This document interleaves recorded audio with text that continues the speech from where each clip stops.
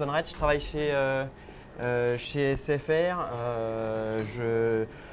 J'anime, encadre une équipe de développeurs qui s'appelle le socle e-commerce SFR. On verra un petit peu plus tard ce que ça veut dire. Surtout ce qu'on fait, c'est on développe des applications dans le cadre de la vente chez SFR et on vous propose, donc avec Seven, qui est un consultant Xebia qui a travaillé pendant de longs mois et presque années avec nous sur ce projet. On vous propose un retour d'expérience de la refonte d'une application de prise de commande. Donc c'est un retour d'expérience d'une application qu'on a essayé d'orienter en mode DevOps et parce qu'on croyait au modèle et parce que l'existant montrait qu'il fallait changer quelque chose. Donc voilà un petit peu le cadre. Donc, je ne sais pas si tu vas ajouter quelque chose dans le cadre, Seven. On verra plus tard. Moi, j'ai travaillé spécifiquement sur le projet de vente à distance parce qu'il y avait deux projets principaux qui étaient la vente en boutique et la vente à distance. Et moi, j'ai plus particulièrement pris la responsabilité de la vente à distance. Voilà. Donc, on va faire d'abord un petit rappel de c'est quoi la gestion de commande. Donc, on va pas rentrer dans les détails, mais c'est juste pour un petit peu comprendre de quoi on parle. La gestion de commande, c'est quoi? C'est permettre à un client lambda qui veut acheter une offre SFR d'entrer dans une boutique, d'aller sur le site web, d'appeler le service client et de faire une demande. Je veux souscrire une ligne, je veux acheter une box, je veux changer de téléphone, je veux changer de forfait.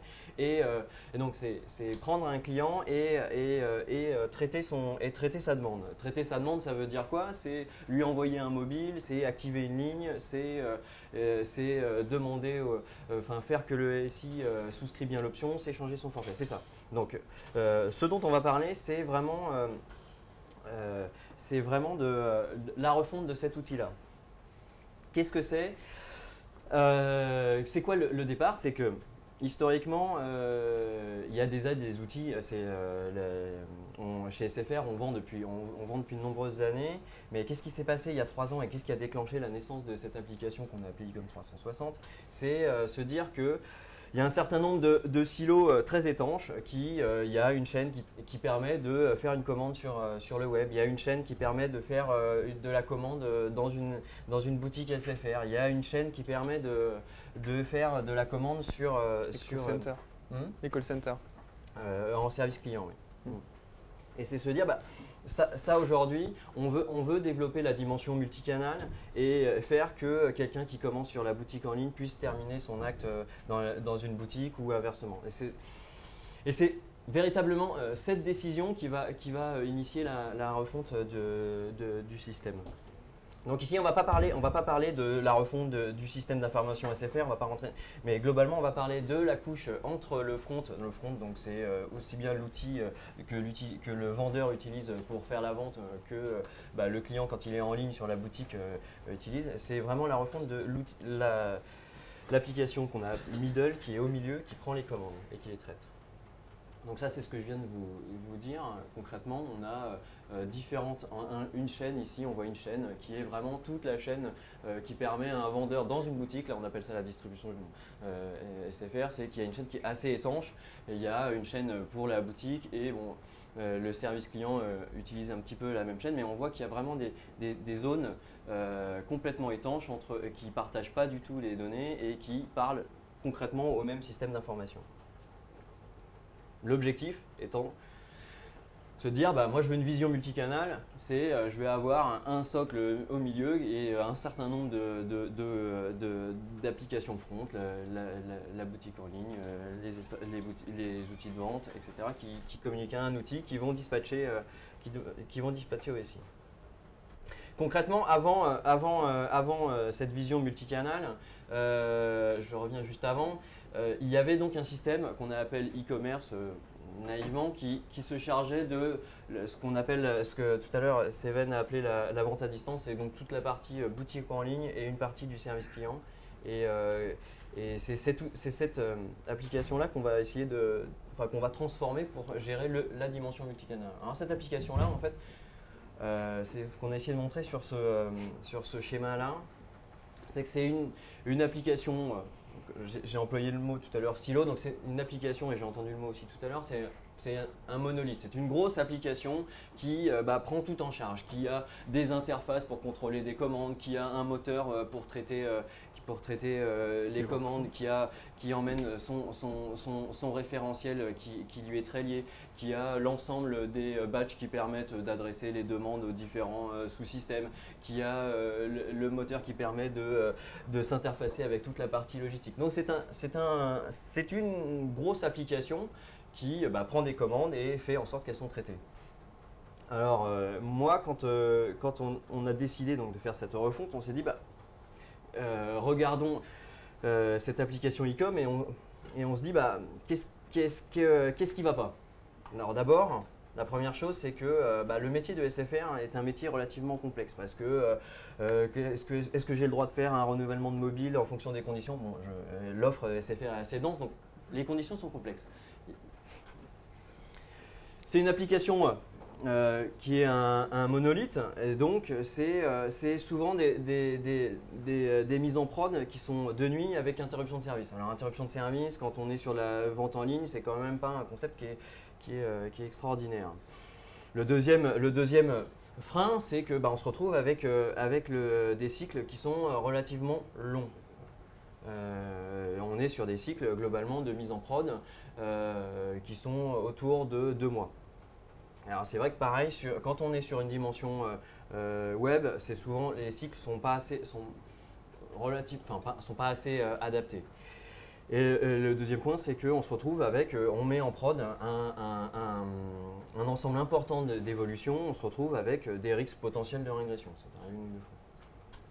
Et enfin, c'est des applications qui emmènent énormément de choses, donc la performance n'est pas toujours facile à suivre en fait. Néanmoins, c'est un modèle qui fonctionne. Ça prend des commandes et ça permet de faire le business.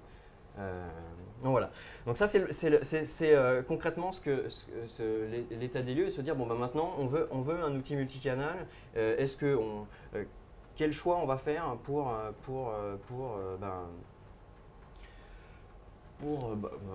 avancer.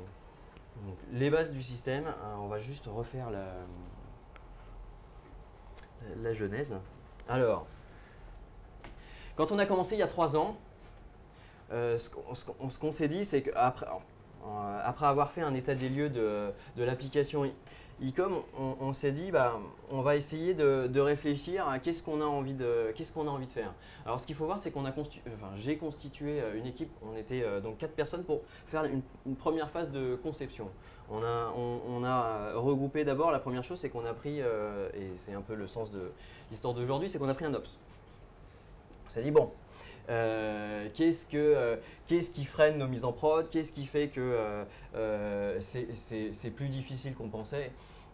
C'est la première chose. La deuxième chose, c'est qu'il y a 2 architectes qui sont venus avec moi, qui ont travaillé pendant 3 ans auparavant sur la partie portail de sfr.fr et on a développé, ils ont développé une architecture dite micro-architecture. L'idée, c'était vraiment de découper le portail en une somme de toutes petites applications qui communiquaient entre elles. Et ça a été un petit peu le terreau et le ciment de nos choix. Ça a été de se dire, on va faire mélanger Ops et micro-architecture. Je reviendrai sur le slide d'avant. Voilà. C'est vraiment les deux éléments très structurants de ce qu'on va présenter juste derrière. C'est de se dire, on va faire de la micro-architecture parce que ça permet de faciliter l'Ops, et ça permet aussi de mieux comprendre le métier. Parce que je vous l'ai dit tout à l'heure, le métier est complexe, donc on s'est dit la meilleure façon d'adresser un métier complexe, c'est d'essayer de le comprendre et de le modéliser en une somme de petites choses. Donc concrètement, qu'est-ce qu'on a fait? C'est qu'on a fabriqué, alors ce ne sera pas l'objet de la présentation, mais c'est qu'on a fabriqué une somme de sous-applications qui vont communiquer entre elles par différents moyens, messages ou services, mais qui vont communiquer entre elles.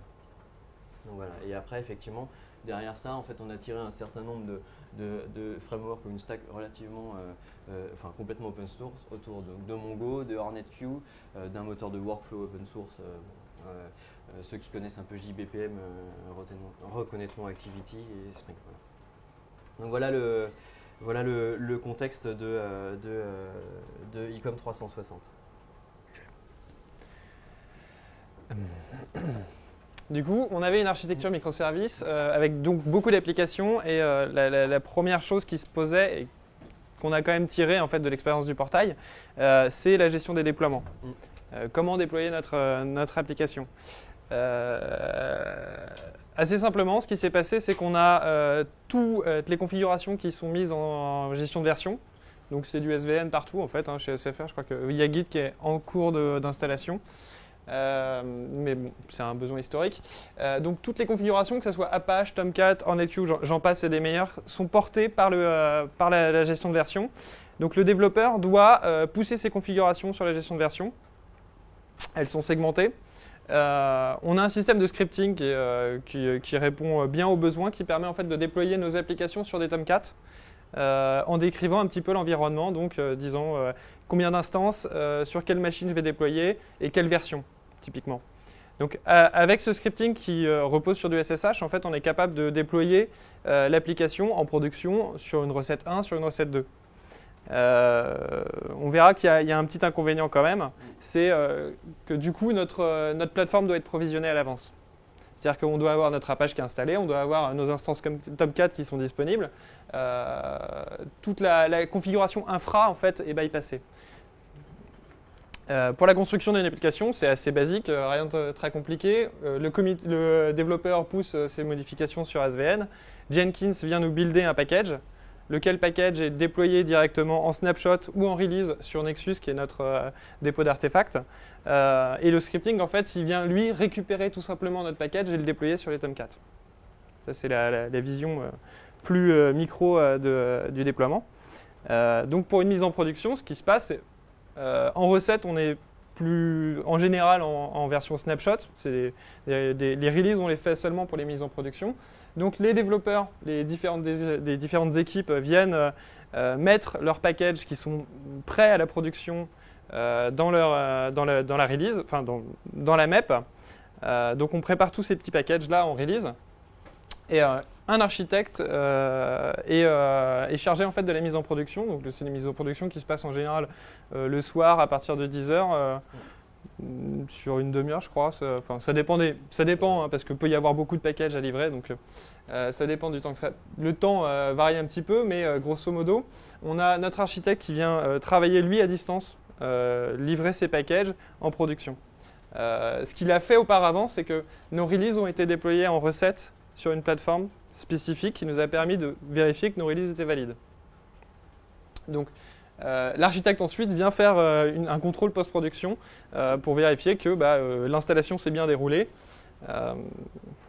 Voilà comment ça se passe.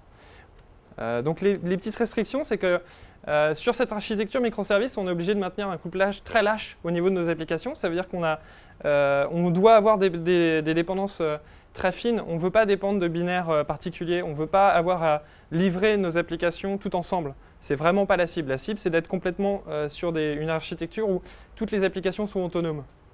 Donc elles doivent être livrées avec leur propre configuration. Typiquement, on utilise JMS Hornet-Q pour communiquer entre les applications. Le choix qu'on a fait, ça a été de dire que notre configuration JMS, donc les noms des fils de messages, sont portés par les applications. Donc au démarrage, l'application vient créer sa file en fait, comme un service. Et une autre restriction, c'est qu'en fait, à la fin, notre architecte est quand même l'unique garant de la mise en production. C'est lui qui est le seul à pouvoir vérifier que la mise en production s'est bien passée, parce que c'est à 10h le soir et que du coup, il n'y a plus personne pour vérifier. Il y a des équipes de suivi de production qui peuvent être là, mais les tests doivent être réalisés par l'architecte. Donc le succès de cette gestion des déploiements, c'est que en fait, ça nous a permis de réduire vachement le time to market, puisque du coup, on a vraiment des petites applications qui sont livrées à chaque fois. On peut se permettre de livrer des nouvelles features, des corrections de bugs. On a aussi un temps de correction de panne qui est très faible, puisque dès qu'une panne est découverte, on est capable de la livrer le lendemain ou sur le lendemain.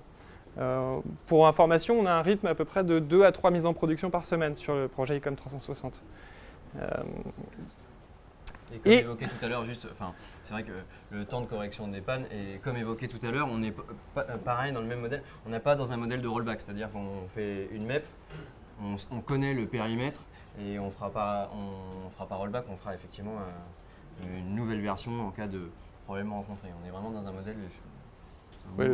Le choix est plutôt de faire une version corrective qui vienne très vite. Et ça nous a permis aussi de livrer des nouveaux services en continu. C'est-à-dire qu'en production, on avait régulièrement des services qui n'étaient pas encore ouverts à la production. Des nouvelles features, des choses comme ça qu'on mettait déjà en production tout de suite, de façon à roder un peu le système avant de l'ouvrir et de le généraliser au public. Les points faibles, je l'ai dit tout à l'heure, le point faible c'est que on a une infrastructure qui doit être provisionnée. Donc ça c'est une grosse faiblesse. Et on prend un temps fou en fait, à provisionner nos environnements parce que en fait, toutes les configurations sont segmentées et on est obligé, nous développeurs ou nous architectes, d'intervenir sur chacune des configurations segmentées, donc de retrouver où ça va. Il y a un problème de centralisation sur ces configurations-là. Les tests, c'est une de nos grosses faiblesses. On n'a pas de batterie de tests d'intégration complète qui nous permettent de garantir que notre prod va être bonne. On a beaucoup de tests manuels qui sont faits. On a quand même quelques tests. On est à peu près sûr de notre version. Par contre, on ne passe pas 2 jours à valider notre packaging. Le ratio, la balance est plutôt faite sur le fait qu'on est capable de corriger très vite. Je pense que ça, c'est clair. On est sur des environnements effectivement où c'est toujours pareil, c'est que la densité de l'offre SFR fait que les environnements pour reproduire des cas particuliers de problèmes font que c'est toujours difficile de reproduire, d'avoir des cas reproductibles ou des environnements qui permettent de reproduire des tests. Et donc le dernier point qui est aussi lié à l'infrastructure, c'est qu'en fait du coup c'est difficile d'avoir un environnement de développement ISO production entre guillemets, c'est-à-dire qu'on aurait un service d'infrastructure, on pourrait peut-être aller spawner un environnement tout de suite avec tous les éléments dont on a besoin. Là, on était obligé de créer des liens vers les plateformes de recettes. Bon, c'était un peu compliqué, mais ça n'a pas été un gros souci, mais ça a été un peu compliqué.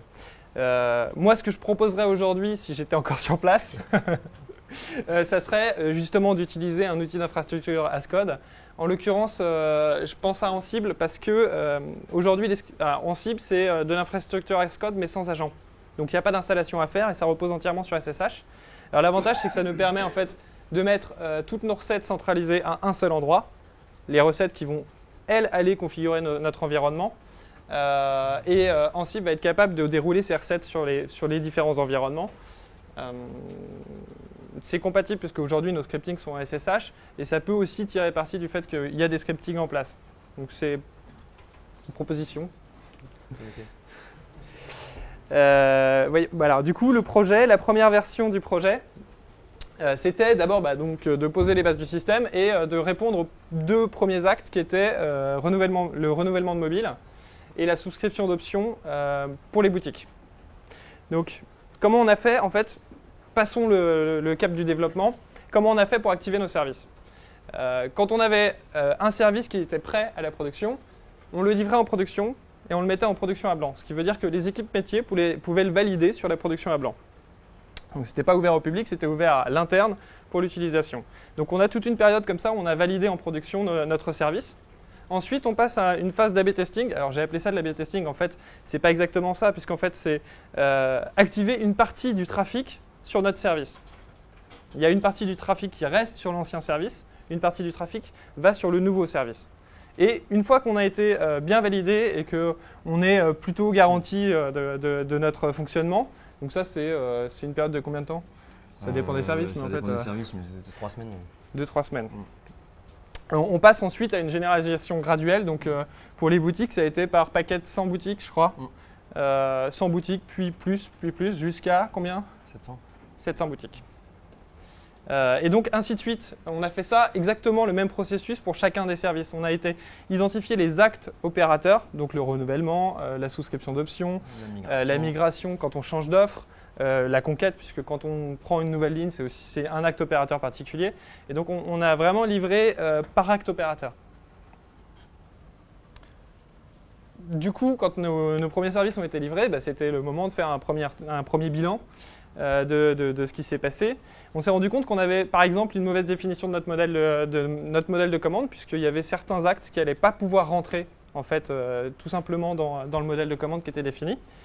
La première activation s'est quand même bien déroulée. Je crois que ça a plutôt été un succès. On n'a pas eu de grosses anomalies de prod. Ça s'est vraiment bien passé. Mais il reste des choses à améliorer. Et on s'est inscrit à partir de ce moment-là dans une démarche d'amélioration en continu. Le premier point, il est important. Enfin, mauvaise définition du modèle de commande. Enfin, c'est pour la peine.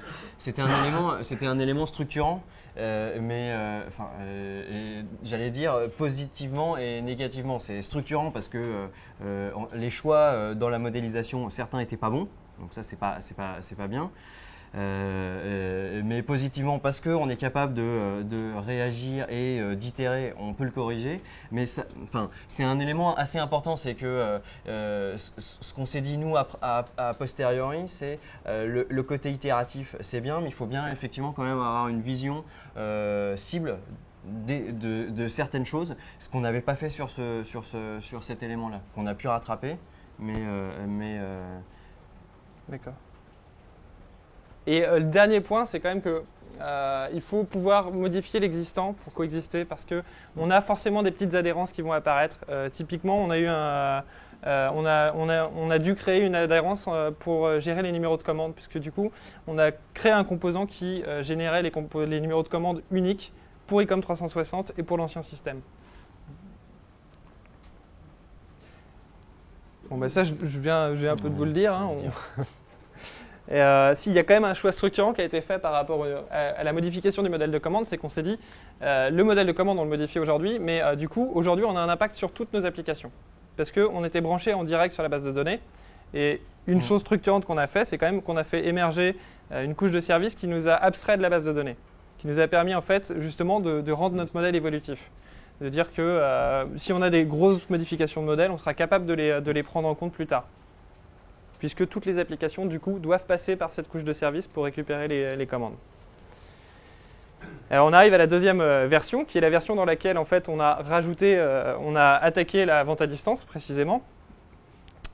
Du coup, il y a, ça c'est la boutique, ça c'est le suivi de commande, puisque du coup, qui dit vente à distance dit suivi de commande. Hein. Quand on commande un téléphone, il faut être capable de voir que la logistique est bien passée ou qu'on a bien reçu notre téléphone, ou même d'activer la ligne. Et ça, Easy, c'est l'outil qui est utilisé pour en call center. Du coup, on a dû se répartir les tâches. Il y a deux équipes qui sont restées en interne chez SFR, qui est l'équipe historique e-commerce et l'équipe ICOM 360 qui était là depuis le départ pour développer les bases du système. Responsable du cœur de l'application. Et on a eu deux équipes nearshore qui sont venues enrichir le système, qui était une équipe qui est venue livrer les workflows de la vente à distance et une équipe Xebia qui est venue livrer la nouvelle version du suivi de commande qui serait, elle, capable de fonctionner sur l'ancien et le nouveau système. Donc, comment ça se passe de travailler avec deux équipes en remote ? Au départ, c'est l'équipe distante qui vient appeler l'architecte et qui lui dit bon, bah, est-ce que tu peux déployer en recette ? Parce qu'ils n'avaient pas d'environnement. Ils ont essayé de construire un environnement, ils n'ont pas réussi en fait. Du coup, bah, moi, je prends le téléphone, je déploie, pas de problème, ça se passe bien. Sauf que 3 fois par jour, 4 fois par jour, 5 fois par jour, ça devient une peine. Donc, on a mis en place Rundeck, d'ailleurs c'est Cyril ici présent qui a assuré ce petit service, qui est venu nous fournir une petite couche en ligne pour lancer les scriptings de déploiement. Donc, ça a résolu le problème, puisque du coup, les équipes distantes étaient capables de déployer à distance. Reste un problème, c'est que quand ça se passe mal, le déploiement, il faut récupérer les logs et du coup, il faut analyser ce qui se passe mal. Et là, rebelote, appel à l'architecte pour aller vérifier les logs. Du coup, on a mis en place un outil de log as a service qui nous a permis en fait de rendre les logs disponibles à distance. Donc cet outil, ça s'appelle Logly et nos applications en recette, hein, seulement en recette, c'est bien, attention, c'est utile de le savoir, faisaient sortir les logs applicatifs vers Logly Et du coup, l'équipe distante était capable en fait, de consulter les logs de démarrage ou les logs d'exécution de leur application. Là, on parle bien de recettes parce qu'effectivement, Logly étant un service Externe. externe et cloud. Voilà. Donc, le bilan, c'est qu'effectivement, Rundeck, ça nous a beaucoup facilité les choses pour le déploiement à distance. Ça a d'ailleurs fait école chez SFR puisque c'est en cours de généralisation à travers toutes les équipes de développement.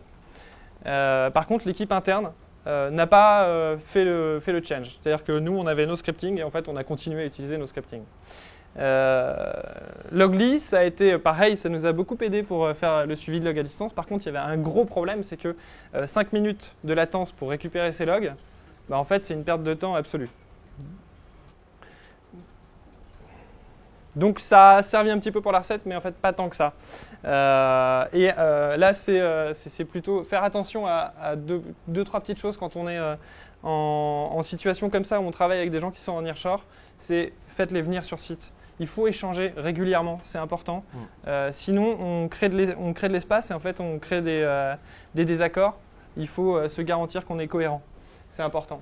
Il faut évidemment ouvrir les environnements, mais ça chez SFR on avait de la chance parce qu'en fait il y avait déjà un certain nombre de choses qui étaient faites pour ça, donc les accès à distance étaient assurés et surtout rester disponible. Donc il faut fournir du support, ça prend du temps mais c'est ce qui fait qu'on va réussir à livrer des produits. Donc, pour passer en production, on a d'abord fait le constat de ce qu'on avait en place. Sur la première version, on a utilisé exactement ce qu'il y avait en place, à savoir Cacti, qui est un outil de dashboarding système. Il y avait une solution de dashboard en RRD4J qui était développée maison. On a aussi un outil d'APM qui s'appelle Dynatrace, qu'on a utilisé assez peu finalement, parce qu'on a eu assez peu de problèmes de performance. Je pense que c'est ça le principal. Et pour le suivi des commandes, en fait, on a développé une console qui nous permettait de faire de la recherche facettée sur les commandes. Donc de connaître, par exemple, j'ai 150 commandes en attente de logistique sur les dernières minutes. C'était de la navigation qui nous permettait en fait très vite de voir si on avait un problème dans une étape du workflow de la commande. Puisque si toutes les commandes sont en attente de paiement, on a un problème sur le paiement. Donc on avait beaucoup d'outils, mais complètement, encore une fois, assez décentralisés, assez disparates, et on n'avait surtout pas de système d'alerting. Donc il a été décidé de se lancer vers une nouvelle solution qui a été appelée Eagle. Il voit tout. Eagle voit tout. Et donc ça repose en fait sur Graphite. Donc Graphite, c'est un outil qui vient enregistrer toutes les métriques et qui permet de faire du graph sur nos métriques. Donc on a Graphite qui est vraiment le back-end qui vient maintenir les métriques. On a un front-end à Graphite qui s'appelle Tattle qui nous permet de faire des dashboards maison très faciles en fait, où en cliquer-glisser, on a tout de suite notre dashboard, on choisit les métriques et on les graphe. Ça nous fait du graph en temps réel. Et StatsD qui est un petit outil qui vient en fait être, alors là je vais aller plus là, déployé au plus près de l'application. Donc c'est un outil Node.js qui vient en fait lui enregistrer les métriques. Il fait des pré-calculs, c'est-à-dire qu'il va vous rajouter variance, average, choses comme ça, qui fait donc les premières statistiques sur la métrique qui est enregistrée et l'envoie à Graphite qui va après pouvoir l'exploiter. Et donc Tattle, qui est donc le front-end qu'on a utilisé, nous permet aussi de définir nos alertings. Donc quand on a un graphe qui dépasse un certain seuil, en fait, il nous envoie un mail. Je crois que c'est le mail qui est principalement utilisé. Oui, c'est même que ça. Et alors, un gros avantage de ça, c'est que en fait, c'est un outil qu'on a partagé avec tous. Toute l'équipe avait accès au graphe. Toute l'équipe avait son petit dashboard. D'ailleurs, on a développé notre petit widget OS X pour le dashboard, ce qui fait qu'en fait, quand on allait sur le dashboard, on avait tout de suite notre graphe des commandes pour voir ce qui se passait en ce moment sur la production. C'est un faible coût d'intégration puisque ça a été développé assez rapidement. C'est quelque chose qu'on a développé qui a été fait par l'Ops entièrement. C'est-à-dire que l'Ops a défini les bases du système et il est venu échanger avec nous tous les jours pour savoir qu'est-ce qui répondait bien à notre besoin aussi en tant que dev.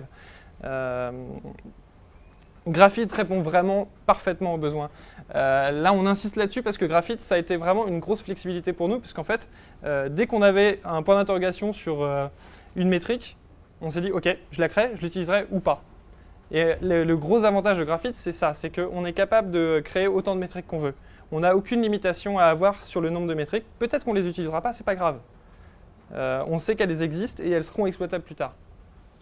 Tout à fait. Et ça a même permis de développer la culture vraiment de l'Ops d'une grande majorité des développeurs de l'équipe. Parce que c'est vrai que, tout à l'heure, ça a été dit qu'un développeur, souvent, ça met un message d'erreur dans un log, mais il ne sait pas bien ce qu'il cherche ou il ne sait pas bien ce qu'il va remonter.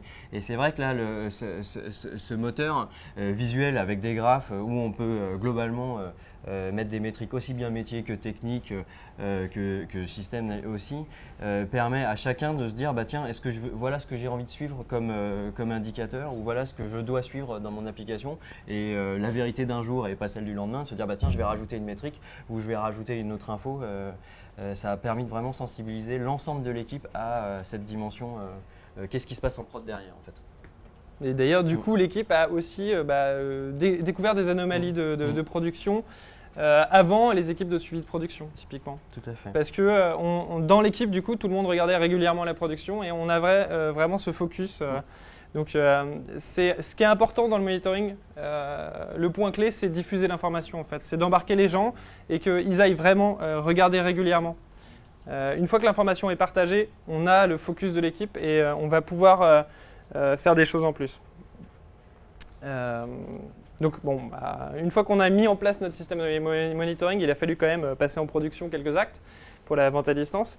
Et je l'avais dit tout à l'heure, mais en fait, le premier point, c'est que migrer, ça veut dire coexister. On n'était pas dans un système où on voulait remplacer tout d'un coup. Ce n'était pas possible. On a choisi une stratégie d'évolution plutôt que de révolution. Donc on a commencé par unifier les modèles. On a mis en place une couche de modèles de commandes qui étaient utilisés par les fronts. Et les premiers points, c'est ça, c'est qu'en fait, le projet était quand même un projet de refonte assez global. Et du coup, les fronts ont pu évoluer et adresser notre nouveau système de commandes. On a donc créé des liens de e-commerce vers Ecom 360 qui nous permettaient d'assurer les petits points de migration qu'on n'était pas forcément capable d'intégrer et on ne s'est pas fermé la porte aux modifications du modèle historique tant qu'elles étaient minimes. Il n'était pas question non plus de faire des grosses évolutions. Donc la première chose, c'était de choisir le premier acte, parce que en fait, comme on l'a dit tout à l'heure, c'est un ensemble assez conséquent, il y a beaucoup d'actes, il y a beaucoup de dépendances, il y a énormément de sorties, que ce soit par batch ou par service vers le SI. Donc on a essayé en fait, de choisir juste le plus simple des actes, qui était la migration, je crois. Oui. Sans téléphone, donc sans logistique. Donc grosso modo, c'était vraiment valider quelques batchs, le fonctionnement des workflows et le suivi de la vente. Donc, dans Ecom historique, chez SFR, on a beaucoup d'échanges de fichiers en fait, qui sont générés par des batchs qui permettent de suivre typiquement telle personne a brûlé ses points ou il y a un certain nombre de. Éligible à telle offre. Voilà. Quand la pile est véridique, hein, il y a beaucoup de batchs. Petit détail important, c'est qu'en fait, on n'avait pas le droit de créer des nouveaux batchs, c'est-à-dire qu'on ne pouvait pas sortir des nouveaux fichiers. Le SI n'était pas capable de prendre deux fichiers. Il pouvait prendre qu'un seul fichier par type de batch. Donc, ce qu'on a fait, c'est qu'on a mis en place une double production où en fait, on avait e-commerce qui générait des batchs et qui nous envoyait des événements pour nous dire j'ai eu tel événement à générer dans un batch. Et du coup, Ecom 360 générait en parallèle ses propres fichiers. Ce qui nous a permis en production en fait, de faire des diffs systématiques pendant 2-3 mois, je crois. Bien 2 mois. Ouais. Bien 2 mois. Et une fois que le suivi de prod, parce que du coup là c'est vraiment le suivi de production qui nous a aidé sur ce point-là, nous a donné le go pour faire le test de production. En fait, ce qu'on a fait, c'est qu'on a basculé le SI qui, au lieu de pointer vers les anciens fichiers, pointait vers les nouveaux. Et ça, c'était avant de migrer les actes de commande. C'est-à-dire que les deux batchs étaient capables de générer l'intégralité des actes, des commandes pour les anciens systèmes, l'ancien et le nouveau, pardon. Donc la première chose, c'était de migrer les batchs, en fait, de migrer les dépendances qu'on avait pour les workflows. Dans l'autre sens, quand le SI nous répond, bah là, il n'y avait pas trop de soucis parce qu'en fait, les anciens batchs étaient capables de traiter les anciens fichiers. Le nouveau batch est capable de traiter son nouveau fichier, donc on a juste un double traitement. Les deux batchs devant ignorer en fait les commandes qui ne viennent pas de son système. Ça, c'est le point essentiel, c'est qu'en fait, quand une commande est prise sur un système, elle reste sur ce système. On n'a pas essayé de faire de vases communicants où la commande pouvait être utilisée d'un système à l'autre. Donc ensuite, on passe à la migration de l'acte. En fait, côté front, ce qui a été fait, c'est qu'on a implémenté ce que j'ai appelé un routeur ici, qui permet, en fait, selon une règle, de définir une destination pour la commande. Elle va prendre la commande, considérer quelques-unes de ses variables et dire « Ok, bah, cette commande, elle doit partir sur tel système ». Donc, d'abord, on a mis en place en recette puis en production à blanc cette sélection qui nous a permis donc, de jouer des commandes directement sur l'ancien et le nouveau système, avec vraiment un système de routage qui nous permettait très finement en fait, de choisir les commandes qui devaient partir. Donc, je vous rappelle que notre système de déploiement, c'est ça. C'est activer les services par production à blanc, A/B testing, généralisation graduelle. Du coup, on avait d'abord la production à blanc qui, elle, pointait vers Ecom 360. On avait donc coupé le lien qui existait ici pour notre acte. Et pendant ce temps-là, la production continuait sur Ecom. Et la vision finale, c'est ça. Le lien Ecom a été coupé. Alors, ce n'est pas exactement ce qui s'est passé parce qu'en fait, évidemment, on a fait quelques allers-retours. On a commencé par activer, c'était la phase d'A/B testing, donc on a commencé par activer quelques heures pour laisser passer quelques commandes, puis activer une journée complète et après on a fait l'activation générale. Alors le dernier chantier que j'ai pu voir sur site, c'était la problématique des logs, puisque vous vous souvenez que en fait, Logly, c'est 5 minutes de latence, et puis c'était surtout pas validé pour la production. C'est-à-dire que c'est très lent, il y a du risque, puisque en fait, c'est de l'information qui sort de la production, et du coup, c'est juste un sens interdit. On n'a pas le droit de déployer Logly en production chez SFR. Mais comme on a une architecture microservice avec une multitude d'applications, finalement, on a quand même besoin de centraliser les logs parce qu'une commande, elle va passer vraiment par beaucoup d'applications. Se connecter sur la production pour aller chercher les logs dans tel système ou tel système, ça devient très compliqué. Il faut avoir en tête, parce qu'effectivement, il y a la dimension, les équipes remote qui avaient besoin de ces accès aux logs, mais c'est vrai qu'en production, l'ordre de grandeur, il doit y avoir une centaine de VM qui tournent sur l'application Ecom 360, et effectivement, aujourd'hui, aller chercher des logs dedans, c'est relativement fastidieux. Il y a une dizaine d'applications de services et une vingtaine de batchs. Je crois que c'est à peu près ça. Du coup, ça devient très, très fastidieux, très compliqué. La solution qui a été pokée d'abord en recette et d'ailleurs qui sera présentée cet après-midi, pas dans le contexte SFR mais qui sera quand même présentée par un de nos consultants cet après-midi, c'est Logstash et Elasticsearch Kibana. Donc Logstash en fait c'est un petit agent qui vient collecter des logs et les faire transiter vers un collecteur. Hein? Donc chaque VM a son propre collecteur qui vient aller chercher les fichiers de log. On n'a pas rajouté des appenders, on n'a pas voulu modifier la configuration de nos applications. Ça reste des fichiers de log et nos agents Logstash ils viennent collecter les fichiers de log. Ils les envoient ensuite vers un collecteur central, un agrégateur, qui lui va persister tous nos logs dans Elasticsearch. Et au final, on a une interface qui s'appelle Kibana, qui nous permet en fait de naviguer dans ces logs et de faire un peu d'analytique sur la log. Donc le gros avantage, c'est que quand même, la latence est réduite, puisque, il y a quand même un point important à savoir, c'est que ce déploiement a été difficile en production. Ça a mis plus de 6 mois, je crois. À peu près, ouais. Et c'est en production depuis 15 jours. Non, mais c'est pour la peine, c'est une solution que tout le monde avait envie de voir déployer, mais qui a été difficile à déployer. Et parce que ça nécessite de présenter un nouvel agent qui est installé sur les machines. Et parce que ça pose aussi quand même des contraintes de dimensionnement. C'est le collecteur, quelle quantité de données il est capable d'ingérer, combien de logs il est capable de prendre. Et si jamais, si on reprend l'exemple de tout à l'heure, donc on se dit, globalement, Ecom 360, c'est une vingtaine d'applications. Si à un moment, ces applications, pour X ou Y raison, elles n'arrivent pas à se connecter à Mongo, bah, elles vont tout envoyer en boucle qu'elles n'arrivent pas à se connecter. Et est-ce que le collecteur arrive à récupérer suffisamment de données? Enfin, c'est vrai que ça a été difficile à mettre en place, quoi. Moi, mon point final, c'est que l'interface qui est fournie par ce système, en fait, c'est Kibana. Et Kibana, c'est pas tout à fait adapté à la navigation de logs. C'est-à-dire que moi, j'aime bien, quand je fais de l'analyse de log, avoir une fenêtre avec mes logs qui défilent, et c'est pas exactement le cas. C'est-à-dire quand on doit faire une recherche, donc il y a un changement à aborder. Ça change un petit peu la logique d'analyse des logs. C'est pas transparent. Par contre, ça répond très bien aux besoins et effectivement, la latence est bien réduite. C'est-à-dire qu'on est en secondes pour remonter des logs dans le cluster.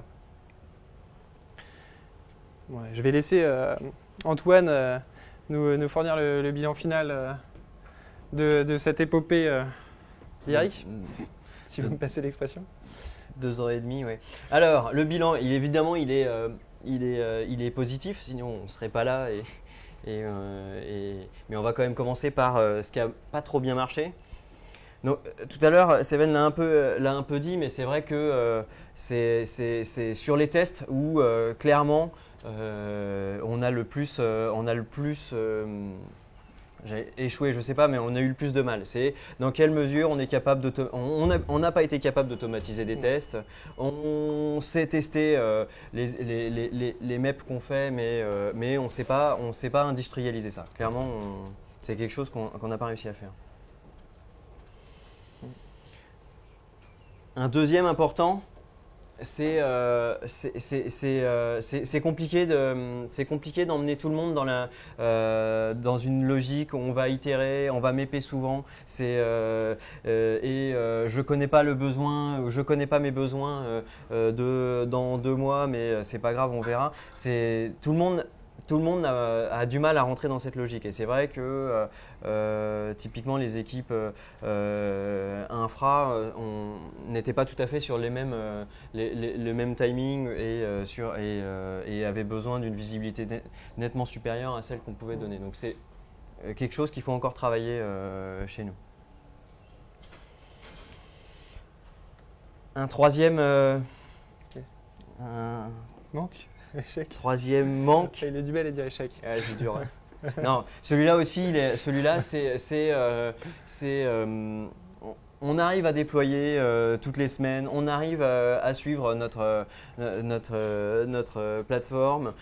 Mais par contre, on a toute une phase où la construction, la mise en place d'un environnement, en passant d'un poste de dev à un environnement de validation parce qu'on veut reproduire, où c'est fait à la main. Et on n'a pas réussi à automatiser toute la phase de construction de déploiement d'un environnement.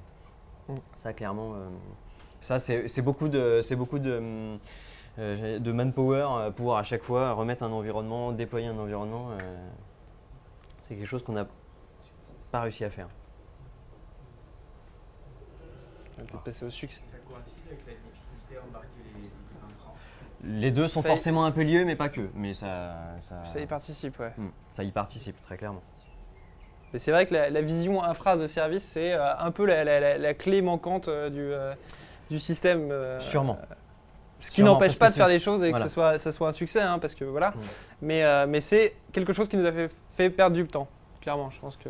C'est vrai que l'infrastructure est plus traditionnelle chez SFR et c'est se dire effectivement on met à dispo une machine, après vous installez vos éléments et on est moins dans un mode de déploiement automatique.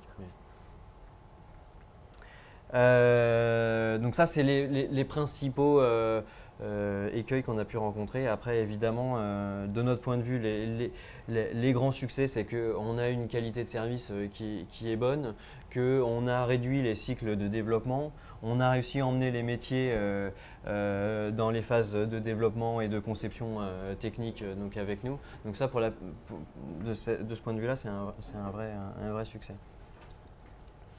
Il y a une vraie collaboration qui s'est mise en place avec les équipes métiers et avec le suivi de production qui est clairement facteur de succès du projet.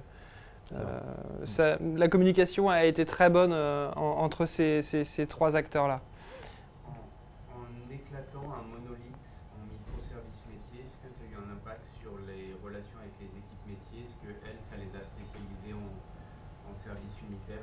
Non, pas tel. vision du système. Non. En vision du système, sûrement, mais sinon, non. En fait, ça a permis très sincèrement, je pense, moi, que ça a permis de démystifier aussi la complexité du métier. Parce qu'effectivement, quand on arrive et qu'on se dit il y a une énorme application qui fait beaucoup de choses, on se dit c'est très compliqué. Et finalement, le métier est complexe, mais pas tant que ça. Et le métier l'a aussi intégré. Ça a aussi changé un truc, c'est que ça a permis de trouver l'interlocuteur très vite. C'est-à-dire que précédemment, le métier pouvait aller voir le chef de projet qui, lui, allait rediriger l'information vers les architectes et les développeurs. On est arrivé à une phase du projet où le métier allait directement voir le développeur parce qu'il savait très bien qui travaillait sur quelle brique et que l'acte métier opérateur, il était porté par cette brique-là. Du coup, ça a quand même fluidifié l'information, Et gagner en efficacité. je pense. Voilà, c'est ce qu'on vient de dire, c'est que clairement le succès, c'est se dire aujourd'hui que la chaîne de vente, dans la chaîne de vente, on met en prod plus de 2 fois par semaine. Voilà. Et que globalement, la chaîne de vente marche bien. Voilà. Avec une supervision qu'on estime bonne. Et voilà. Aujourd'hui, c'est 10 millions de commandes en production. L'ancien système est coupé. Tous les actes sont migrés. Voilà. Je pense que c'est aussi les conditions du succès, c'est que finalement on l'a fait, quoi. On a une chaîne de vente multicanal. Est-ce que vous avez des questions? Oui. Est-ce que vous mesurez la durée de cycle de bout en bout depuis l'expression d'un besoin métier jusqu'à sa livraison finale en production? Est-ce que vous avez un chiffre? Est-ce que vous l'avez avant et après? Ça dépend. La question est difficile parce que et c'est aussi ça c'est aussi ça le gros intérêt du découpage en micro-architecture, c'est qu'on est capable d'adresser un besoin qui dit je voudrais simplement modifier dans un email de confirmation de commande, je voudrais rajouter telle information et ça il sera adressé, le besoin est donné le lundi, on va dire que le lundi suivant il est en production. Versus on va avoir des projets à cycle très long quand il y a une nouvelle offre SFR qui nécessite d'être modélisée aussi bien dans les fronts qu'en dans les cycles dans le middle. Le point, il est surtout effectivement qu'il a permis vraiment de dissocier les projets très courts, qui sont à moins de 2 semaines, et de permettre de les faire vivre très souvent. Versus avant, où j'ai un projet très court, on est arrivé à 1 semaine de la MEP des 2 mois, ce que je disais au départ, et non, ce sera pour le palier d'après, donc c'est pour dans 2 mois et demi. Là, on dit un besoin est émis et correctement spécifié, il est en prod 3 jours après, on a des cycles à moins de 3 jours. C'est là où on a un vrai gain. Et les projets très longs, est-ce que vous les découpez en sous-projets successifs et que vous livrez de manière itérative? Vous êtes sur votre je vais dire globalement non parce que on va se retrouver avec on aurait la capacité à le faire, sauf que les projets longs emmènent en fait tout un écosystème SFR au-dessus, en dessous, où il est nécessaire d'être globalement quand même être coordonné, se dire il y a des nouveaux services à consommer pour nous, le front ne peut pas interpréter cette nouvelle information, donc il y a quand même sur les projets longs il y a nécessité de rester sur des cycles plus établis. En fait, les autres acteurs ont d'autres cycles de vie et nécessairement, typiquement, le SI, SFR, c'est 2 grosses mises en production par an. Ouais, 3. 3 grosses mises en production par an. Et c'est pareil, les fronts évoluent avec leur cycle propre. Donc, on est obligé aussi de correspondre avec ces plannings-là. Non, justement, l'élément fort de ça, c'est se dire on peut vraiment apporter de la valeur au jour le jour et maintenir un cycle de vie plus long et plus conforme au gros projet SFR. Voilà.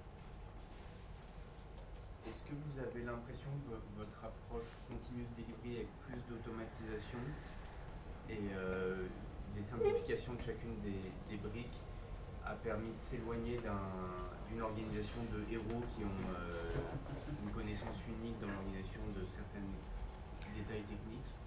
Vous êtes plus interchangeable ou vous êtes fragile Très clairement oui, parce que dans un premier temps, quand l'application se construit, c'est vraiment effectivement quelques personnes clés qui vont emmener l'application. Aujourd'hui, il y a un certain nombre d'applications qui sont maîtrisées par un certain nombre de personnes. Donc la réponse clairement est oui. Oui, parce que le métier est plus compréhensible au sens, j'ai une application qui est responsable de faire ce métier-là, j'ai une application qui est responsable et les gens arrivent plus à rentrer dedans. En fait, c'est très simplement déjà, la granularité du service facilite la prise en main du métier. C'est-à-dire que quand on a un service qui fait peut-être, je sais pas, 1500 à 2000 lignes de code, on rentre dedans beaucoup plus facilement en tant que développeur que quand on arrive sur une grosse application monolithique où là, on a tout de suite 15 à 20 000 lignes de code. Fatalement, le refactoring est beaucoup plus simple et la prise en main de l'application est beaucoup plus simple. Encore d'autres questions? Non. Merci. Merci.